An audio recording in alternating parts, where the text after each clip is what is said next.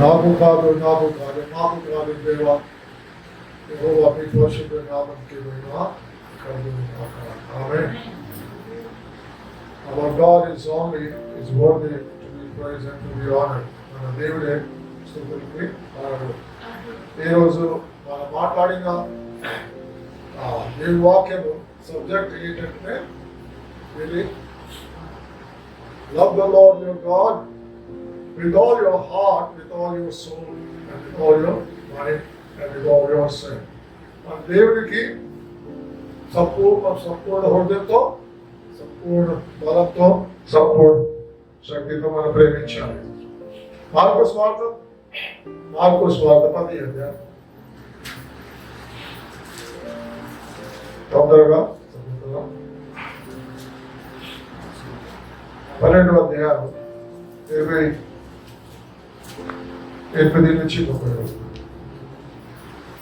శాస్త్రులలో ఒకడు వచ్చి వారు తర్కించుట విని ఆయన వారికి బాగుగా ఉత్తరమిచ్చారని గ్రహించి ఆజ్ఞలన్నింటిలో ప్రధానమైనది అని ఆయన అడిగారు. అందుకు యేసు ప్రధానమైనది ఏదనగా, ఓ ఇశ్రాయేలు వినుము, మన దేవుడైన ప్రభువు అద్వితీయ ప్రభువు. నీవు నీ పూర్ణ హృదయంతోనూ, నీ పూర్ణ ఆత్మతోనూ, నీ పూర్ణ వివేకముతోనూ, నీ పూర్ణ బలముతోనూ నీ దేవుడైన ప్రభువును ప్రేమింపవలెనన్నది ప్రధానమైన ఆజ్ఞ. ఓకే, ఆమె రెండో ఆజ్ఞ కూడా మీకు తెలుసు, మీలాగా ఈ ప్రభువాన్ని కూడా ప్రేమించాలి. పిల్లలు ఇది చాలా ప్రాముఖ్యమైన విషయం. చాలాసార్లు మీరు విని ఉండొచ్చు, చదివి ఉండొచ్చు. కానీ నేను గమనించేది, తెలుసుకున్నది విషయం ఏంటంటే, ఇది మొదటి ఆజ్ఞ. అన్ని బైబిల్లో మొత్తం అన్ని ఆజ్ఞలు, చాలా ఆజ్ఞలు ఇచ్చారు, కానీ అన్ని పైన ఆజ్ఞ ఇది ఆజ్ఞ. అంటే మన జీవితంలో పైన ఎవరు ఉండాలి? దేవుడే ఉండాలి. ఎందుకో కనుక దేవుడే మిమ్మల్ని నాకు అందరినీ సృష్టించాడు, దేవుడే మమ్మల్ని రక్షించాడు, దేవుడే మనకు అన్నీ ఇచ్చాడు. దేవుడు ఇవ్వకుండా మన దగ్గర ఏది లేదు. కాబట్టి దేవుడి కోసం కూడా 91 కీర్తనలో 1వ వచనంలో ఏముంది అంటే, మహోన్నతుడు. ఎవరైనా మహోన్నతుడు. He is the most high God. ఆయన పైన ఎవరు దేవుడు లేదు. కాబట్టి నీ జీవితంలో, నా జీవితంలో అయితే దేవుడు లేక మన ప్రభు యేసు క్రీస్తే మొదటి స్థానంలో ఉండాలి. అదే నువ్వు ప్రభుని నమ్మొచ్చు, కానీ బైబిల్ చదువుకోవచ్చు, ప్రార్థన చేసుకోవచ్చు, కానీ ఇది లేకపోతే దేవుడు రాజ్యంలో చేరుట అసాధ్యం. మీరు యేసు ప్రభుని నమ్మేసి బాప్తిస్మా తీసుకోవచ్చు, సువార్తకు వెళ్ళొచ్చు, ప్రార్థన చేసుకోవచ్చు, పాటలు పాడవచ్చు, గంతులు వేసుకోవచ్చు, కానీ ఇది లేకపోతే ఇది దేవుడి రాజ్యంలో మీరు చేరలేరు. అదే సూత్ర చూడండి, లూకాసు వార్త కూడా 10వ అధ్యాయంలో, లూకాసు వార్త 10వ అధ్యాయం 25 నుంచి 28 వరకు.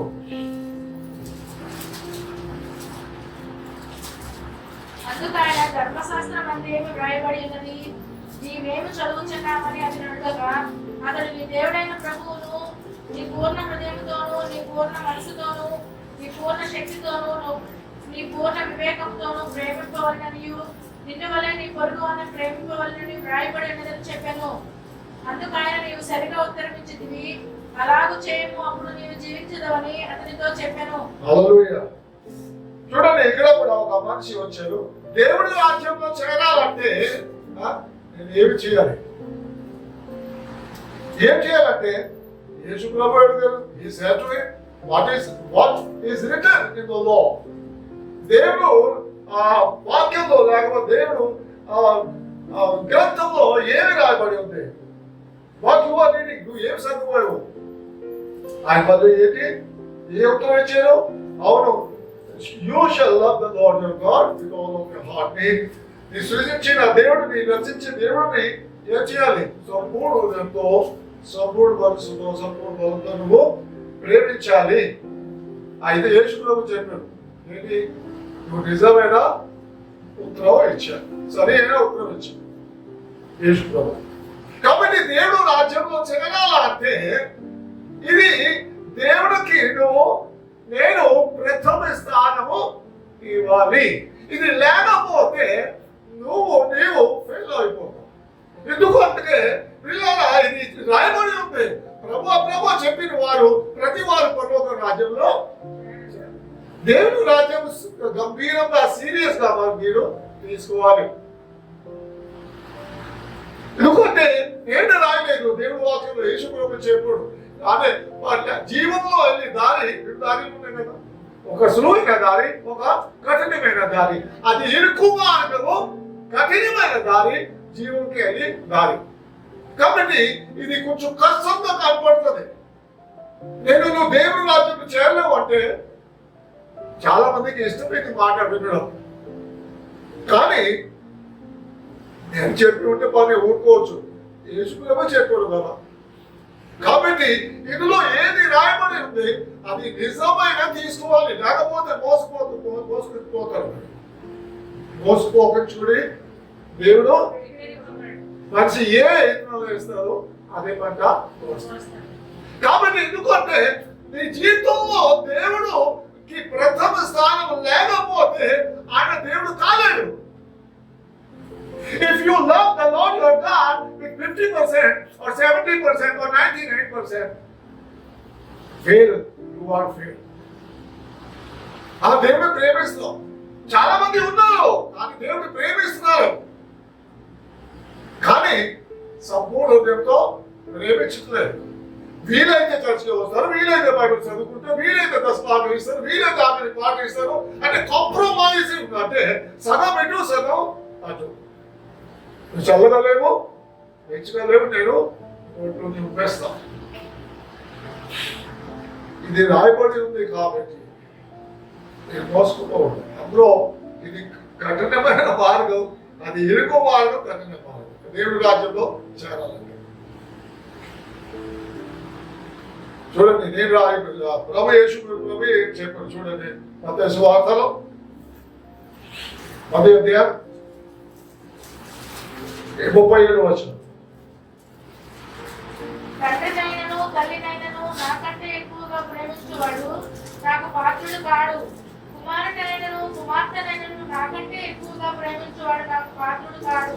తన సిలువను ఎత్తుకొని నన్ను వెంబడింపని వాడు నాకు పాత్రుడు కాడు. తన ప్రాణం తగ్గించుకుని వాడు దాన్ని పోగొట్టుకొనును, కానీ నా నిమిత్తము తన ప్రాణం పోగొట్టుకుని వాడు దాన్ని తగ్గించుకొనును. చాలా ఏది రాయబడి ఉంది అది ఎలా ఉంది, నువ్వు తగ్గించడానికి దాని విలువ కానీ ఎత్తడం లేదు.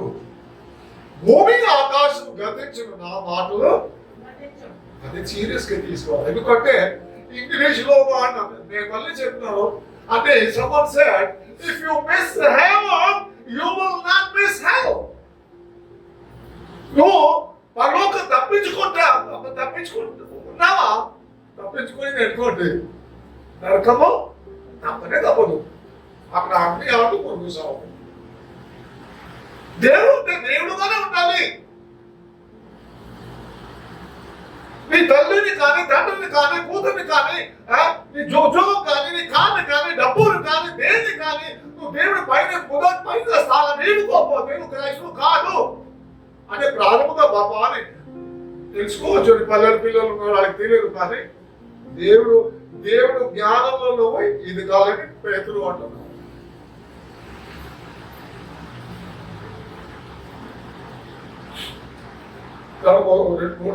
ఉదాహరణ ఇస్తాను చూడండి. ఆది కాండంలో 3వ అధ్యాయం 17వ వచనం.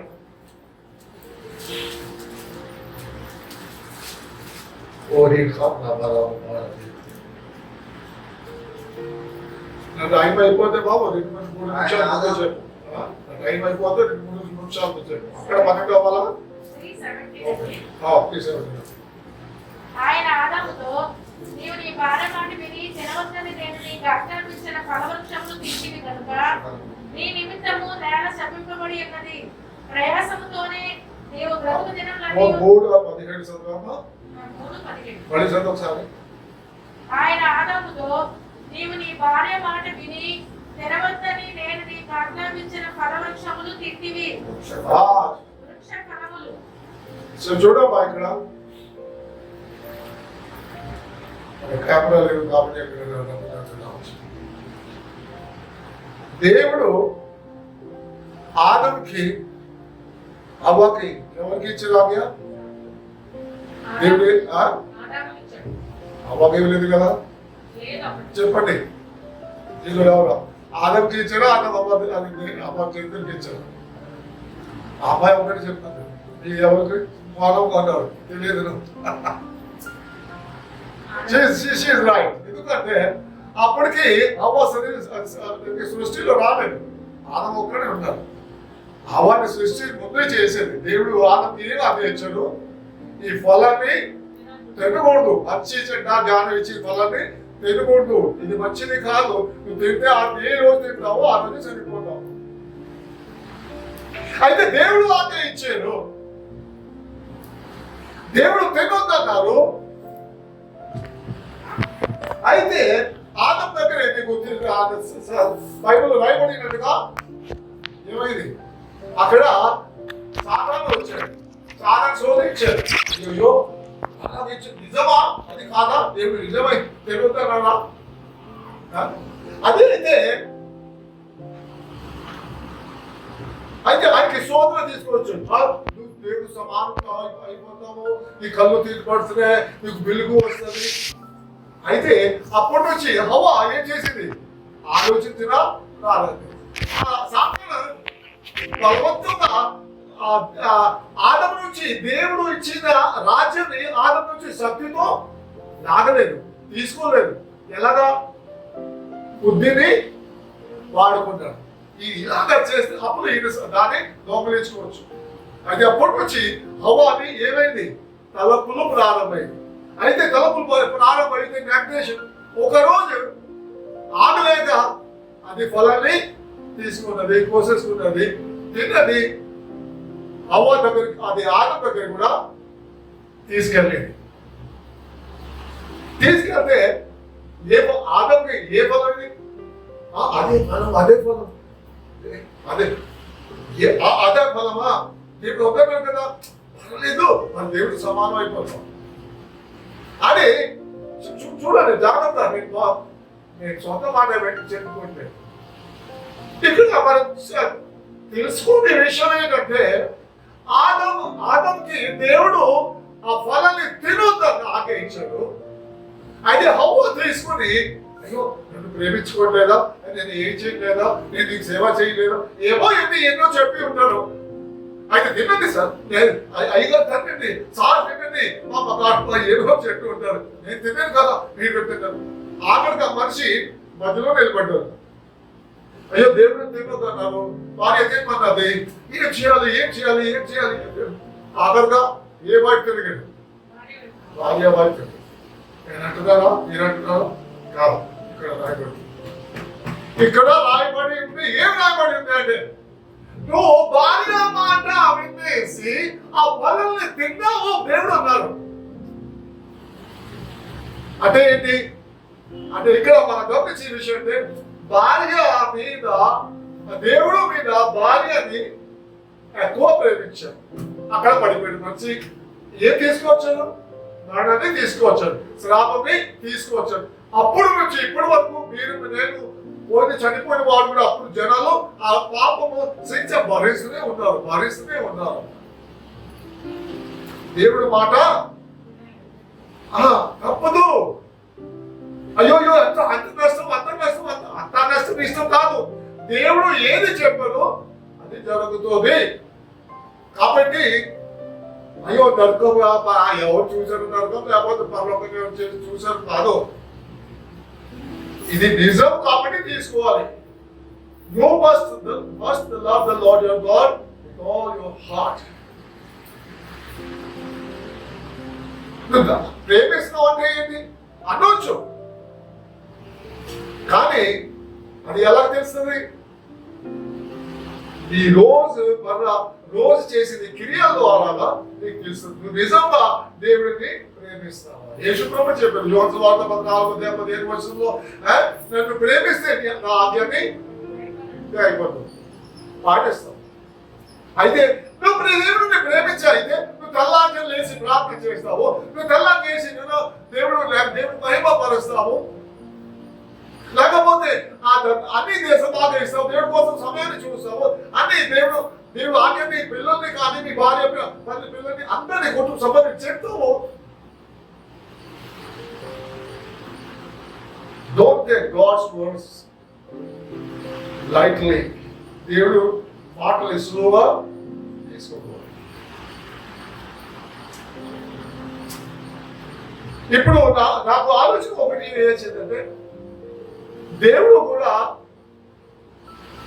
ఇక్కడ దివ్య ఉపదేశం మాటలు ఒక మాట చూడండి. అప్పుడు కూడా దేవుడు పరీక్షిస్తారు నువ్వు నిజంగా దేవుడిని ప్రేమిస్తున్నావా లేదా. 13వ అధ్యాయం దివ్య ఉపదేశం మాట 13వ అధ్యాయం 3 వచనం.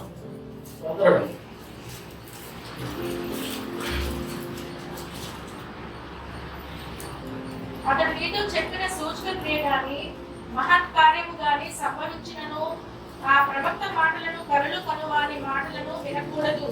వేరైనగా మీరు దేవుడైన యెహోవాను మీ పూర్ణ హృదయముతోనూ మీ పూర్ణ ఆత్మతోనూ ప్రేమించుచున్నారో లేదో తెలుసుకున్నట్టు మీ దేవుడైన యెహోవా మిమ్మల్ని పరీక్షించుచున్నాడు.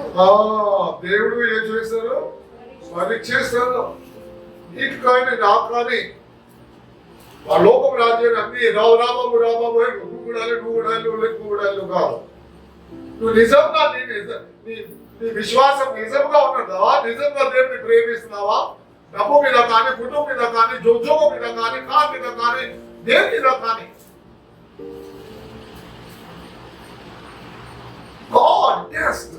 నేను చెప్పుకోవట్లేదు, దేవుడే చెప్తున్నా. బైబిల్లో రాయబడి ఉంది. అయితే చూడండి ఒక ఉదాహరణ ఇచ్చాను.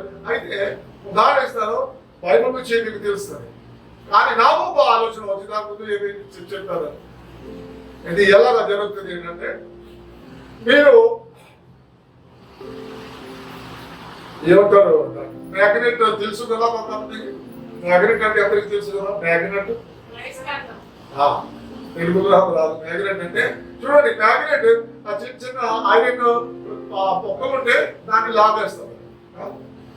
అయితే ఒక ఉదాహరణ నాకు ఆలోచన వచ్చింది. చూడండి మధ్యలో ఒక మ్యాగ్నెట్ ఉంది. అయితే ఇక్కడ ఒక 50 గ్రాము ఎనుక మొక్క ఉంది. లేకపోతే ఇక్కడ ఒక 25 గ్రాము మొక్క ఉంది. ఇది ఇంకా తక్కువ ఉంది.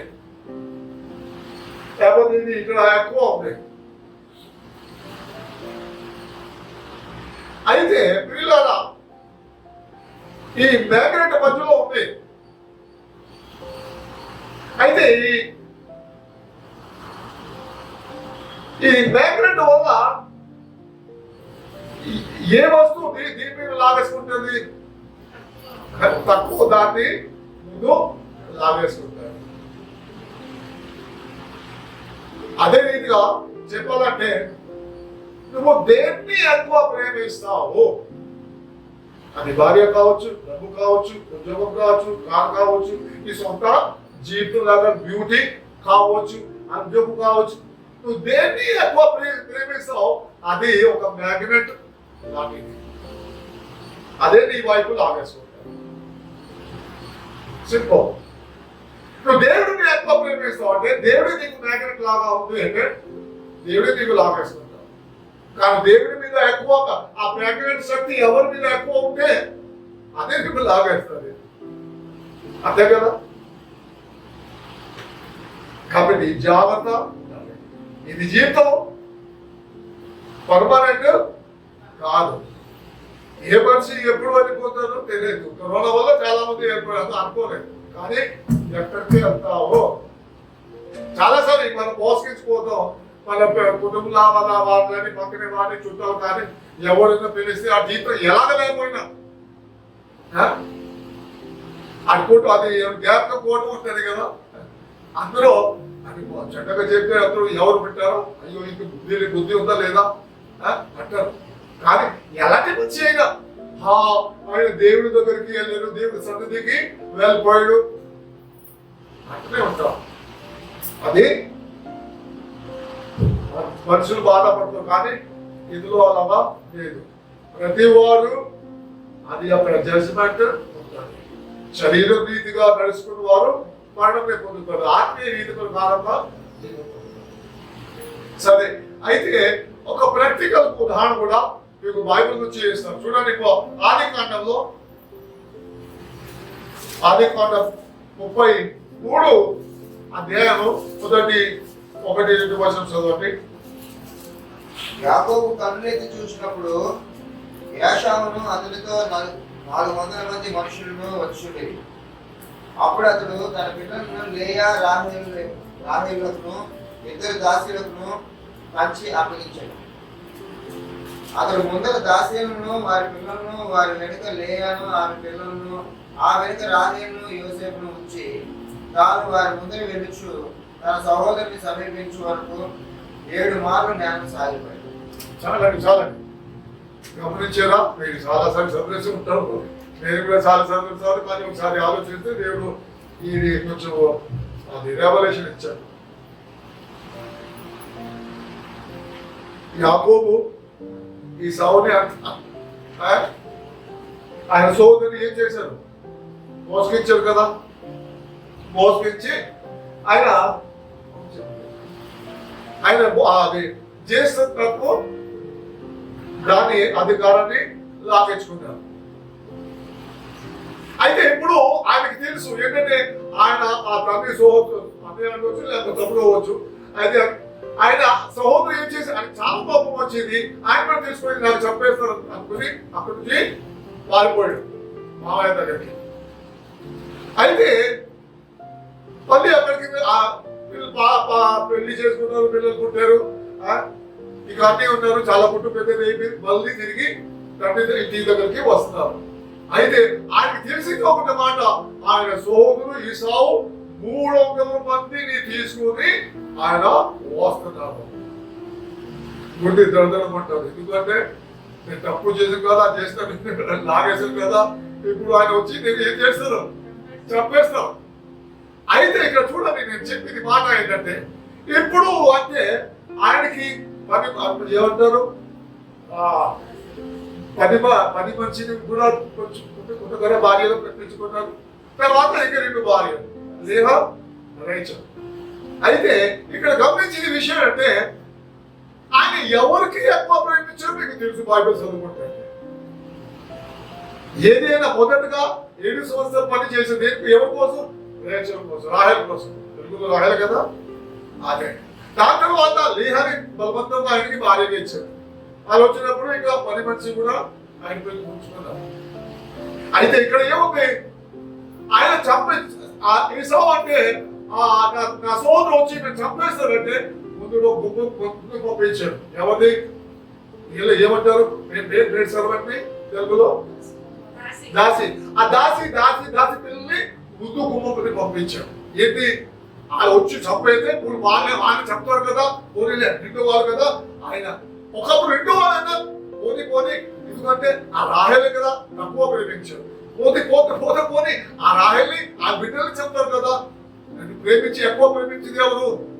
రాహేల్. కాబట్టి ఆయన ఎంత మీకు తెలుసు. పోనీ ఈయనకి చెప్పడం ప్రారంభం చేస్తే మేము పాడుకోవచ్చు రాహేల్ని తీసుకుని. అలా ఉంటుందా? తక్కువ ప్రేమించుకోవడం ఎక్కువ అక్కడ ప్రాక్టికల్ గా తెలుస్తుంది. అయితే నువ్వు ఇదే రీతిగా నీ ప్రాక్టికల్ జీవితంలో కూడా నువ్వు ఎవరిని ఎక్కువ ప్రేమిస్తావో అదే నీకు లాగేసుకుంటారు. ఆ హవ్వ ఆదరణ లేక ఎలాగ లాగేసుకుంటుంది, రాహేల్ ఎలాగ రాహేల్కుంటుంది. అది నీకు డబ్బు అయినా సరే, వారి అయినా సరే,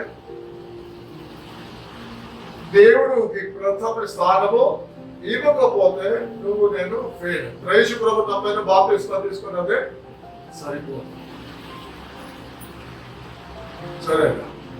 91 కీర్తనల దగ్గరికి ఆ సమయం దగ్గరికి అయిపోతుంది. 91 కీర్తన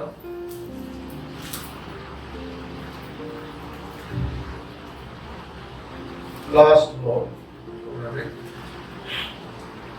91 కీర్తనలో 14 నుంచి 16 వరకు చూడండి. అతడు నన్ను ప్రేమించున్నాడు కనుక నేను అతన్ని తప్పించెదను. అతడు నా నామము నెరిగిన వాడు కనుక నేను అతన్ని కనపరచెదను. అతడు నాకు మొర్రపెట్టగా నేను అతనికి ఉత్తరం ఇచ్చెదను. శ్రమలో నేను అతనికి తోడై ఉండెదను. అతన్ని విడిపించి అతని గొప్ప చేసేదను. దీర్ఘాయువు చేత అతనిని తృప్తిపరచెదను. నా రక్షణ అతనికి చూపించెదను. చూసారా, మన ప్రార్థన చేసినప్పుడు నేను మనకు ఏంటంటే ఒక ఆధారం ఉండాలి. చాలాసార్లు ప్రార్థన మనుషులు చేస్తారు. ఒకసారి కాకినాడలో కావడి నా దగ్గరికి వచ్చి మాసుకొని ప్రార్థన చేయండి, ఆ ప్రభుని సరిగ్గా నమ్ముకోలేదు, ఎప్పుడప్పుడు ఇష్టం వస్తుంది పోతుంది. నేను అడిగాను ఒక మాట, అమ్మా నేను ప్రార్థన ఎందుకు చేయాలా, నీ ప్రార్థన దేవుడు ఎందుకు వింటాను చెప్తున్నాను వాళ్ళని. ఏదైనా నీకు ఆధారం ఉందా? నోరు పోసుకుంటాడు, చెప్పండి. దేవుడు నీ ప్రార్థన వినాలంటే ప్రతి దానికి ఆధారం ఉండాలా కదా. ఎందుకు వినాలి? నేను యేసుప్రభుని నమ్మాను, బాప్తిస్మం సరిపోతుందా? అది నిజమా కాదని ఇంకా రుచి చూపించాలి. నిజమా కాదని అది సమయం చెప్తాను. చాలా మంది స్వార్థంతో కూడా బాప్తిస్మం తీసుకున్నారు, 3 మంది ఉన్నారు. ఎక్కువ మంది చెప్పాలంటే నరకం తప్పించుకుంటే ఇది ఒక దాని కదా, నమ్మే సరిపోతుంది. బాప్తిస్మం తీసుకుంటే అర్థమవుతుందా? చెప్పాలంటే this is one of the truth. అంటే యేసు ప్రభుని రక్షకుడుగా ఎంతో మంది అంగీకరించుకున్నారు, అంగీకరించాలని ఒప్పుకుంటారు. కానీ యేసుని ప్రభువుగా అంగీకరించాలంటే చాలా తక్కువ ఉంది. ప్రభుని అంగీకరించాలంటే, యేసుని ప్రభువుగా అంగీకరించాలంటే ఆయన నీ పైన రాజ్యము చేయాలి, ఆయన చెప్పింది నువ్వు చేయాలి. ఆయన ప్రభు, లేకపోతే నువ్వు ఆయన ప్రభు కాలేదు. ఎంతమంది అర్థమైంది? నరకం తప్పించుకోవాలంటే ప్రతి వాడు కావాలి. పాస్టర్ గారు కూడా అంటారు, ఏమో ఎన్ని రోజుల నుంచి వస్తున్నావు, బాప్తిస్మం ఎప్పుడు తీసుకుంటావు, నువ్వు లేకపోతే నరుకున్నాడు. అయ్యో అవును, పాస్టర్ గారు చెప్పినావు కదా, మళ్ళీ బాప్తిస్మం తీసుకుంటే సరిపోతుంది అంతే చెప్పారు. పాస్టర్ గారు కూడా చాలా మంది మర్చిపోతారు. యేసుప్రభు రక్షకుడు కాదు, ముందు ఏమి ఒప్పుకోవాలి. అదే రోమా పత్రిక 12:9 యేసుప్రభుని హృదయంతో నమ్మి నోటితో ఏం చెప్పుకోవాలి? ప్రభుని ఒప్పుకోవాలి, రక్షకుడు కాదు. అప్పుడు ప్రభువుగా అంగీకరించిన తర్వాత ఆయన నీకు రక్షకుడుగా అవుతాడు. యేసుప్రభు లూకా సువార్త 6:46 అన్నారు, why do you call me Lord, Lord and don't do what I say? నువ్వు ప్రభు ఎందుకు చెప్పుకుంటున్నావు? కానీ అది నేను చెప్పింది చెప్పు, నువ్వు చేయట్లేదు కదా. why do you call me? పెంచుకుంటున్నావా? ఇలా అయితే ఇక్కడ ఆధారం ఉంది. ఏంటంటే ఇక్కడ 91 కీర్తనలో ఆకలి ఉంది. ఆయన నన్ను ప్రేమిస్తున్నాడు కాబట్టి నేను ఏం చేస్తాను? ఆయన విడుదల ఇస్తాను, రక్షిస్తాను, ఆయన ఉత్తరం ఇస్తాను, ఆదుకుంటాను. పిల్లారా, ప్రతి దానికి ఆధారం ఉంది. మొన్న కూడా నేను మన మాట్లాడిన ఆన్లైన్ లో కూడా అది చెప్పాను. ఈజీగా కోసం ఈజీగా ప్రార్థన చేసినప్పుడు దానికి ఒక ఆధారం. మరణం సావు దగ్గరికి వచ్చారు. వచ్చినప్పుడు ఏం చేశారు? దేవా, ఒకసారి నన్ను జ్ఞాపకం చేసుకో, నీ సన్నిధిలో నేను ఎలాగ నడివాను. ఎలాగా? సత్యంలో. యెషయా 38 మేము చదువుకున్న మొదటి 3 వచనాలు. దేవా, నీ సన్నిధిలో నేను ఎలాగా నడివాను, సత్యంలో నడివాను. తర్వాత సంపూర్ణ హృదయంతో, లాయల్ హార్ట్ నడివాను. తర్వాత నీ దృష్టిలో ఏది మంచిది అదే చేశాను అయ్యా. దేవుడు ఏం చేశాడు? సరే 15 సంవత్సరాలు ఇంకా ఆయుష్ కొడికేశాడు. పిల్లారా, నువ్వు దేవుడిని ప్రేమించినట్టుగా అయితే ఆఖరిని పాటించినట్టుగా అయితే ఏది అడిగినా యేసు ప్రభు చెప్పాడు, ఆఖరి పాటిస్తే ఏది అడిగినా తెలుస్తుంది. కానీ ఒకటి ప్రాముఖ్య విషయం ఏంటంటే నువ్వు దేన్ని ఎక్కువగా ప్రేమిస్తావు అదే నీకు అడ్డుగా కానీ అది విగ్రహంగా కానీ మాట్లాడి. హిజ్కియా రాసిన గ్రంథంలో 14వ అధ్యాయము 2-3 వచనం. హిజ్కియా 14వ అధ్యాయము 2-3 వచనం.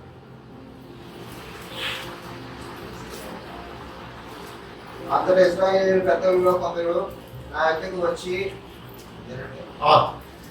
నా ఎదుట కూర్చుని ఉండగా యెహోవా వాక్కు నాకు ప్రత్యక్షమయ్యగా సెలవిచ్చాడు, నరపుత్రుడా, ఈ మనుషులు తమ హృదయంలో విగ్రహములను నిలుపుకొని దోషం పుట్టించు అభ్యంతరమును తమ ఎదుటే పెట్టుకొని ఉన్నారు. చూడండి, ఇక్కడ దేవుడు అంటున్నారు ఆయన విగ్రహం ఎక్కడ పెట్టుకున్నారు? హృదయంలో, బయట కనపడలేదు. చాలా మంది బయట విగ్రహారాధన చేయట్లేదు, కానీ విగ్రహం ఎక్కడ పెట్టుకున్నారు? హృదయంలోనే పెట్టుకున్నారు. ఏ విగ్రహం అది? దేవుడిని మానేసి నువ్వు ఎవరికి ఎక్కువ ప్రేమిస్తావు అదే నీకు విగ్రహము, అదే నీకు పాపము. Your obedience is divided, your heart is divided. అంటే నువ్వు మార్చుకున్న డివైడ్ చేసుకున్న దేవుడి ప్రేమని, కానీ దేవుడు పోషకాలకి దేవుడు అని ఒప్పుకోడు.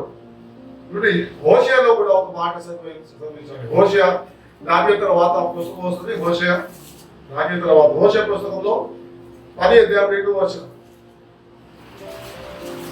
వారి మనస్సు కపటమైనది కనుక వారు త్వరలోనే తమ అపరాధం శిక్షించారు. వారి బలిపెట్టును చూడండి, ఇక్కడ ఇంగ్లీష్ లో తెలుగులో హృదయం కపటమైనది, కానీ ఇంగ్లీష్ లో చదువుకుంటే అక్కడ దేవుడు ఏమంటారు? The heart is divided.